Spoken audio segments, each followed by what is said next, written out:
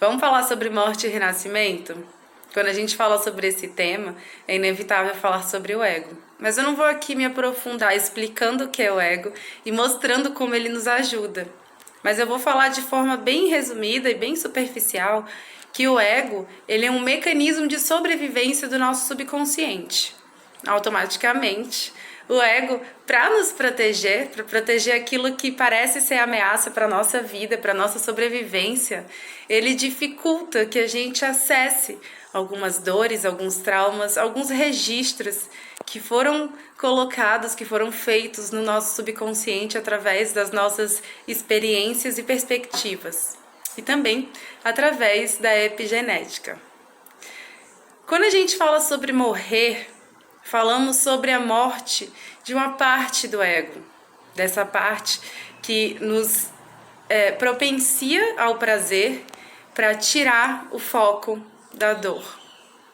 Quando a gente fala sobre morrer para renascer, a gente fala sobre olhar de frente para essas dores, para essas sombras, a trazer uma escuta para os nossos sentimentos.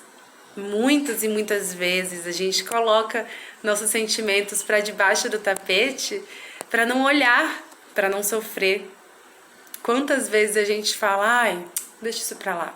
Depois falo sobre esse assunto, depois eu levo isso para terapia e não faz.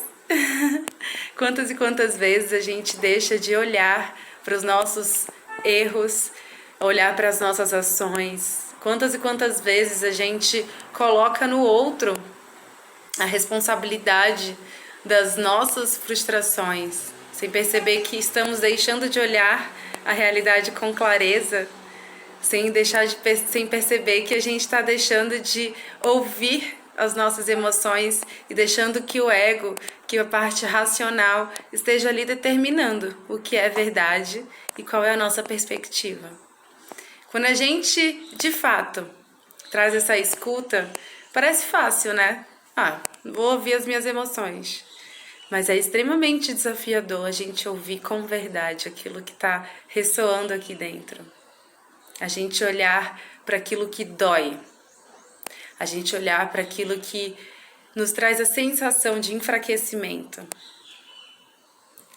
Quando a gente fala sobre renascer, a gente fala sobre ter coragem.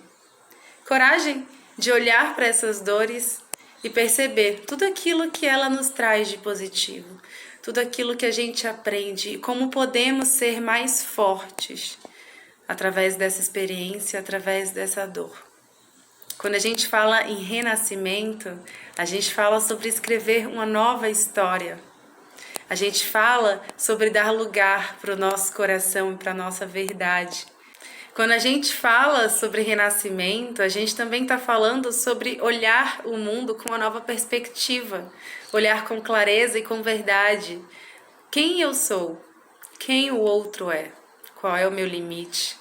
É renascer da dor para viver, transbordar e escolher o amor.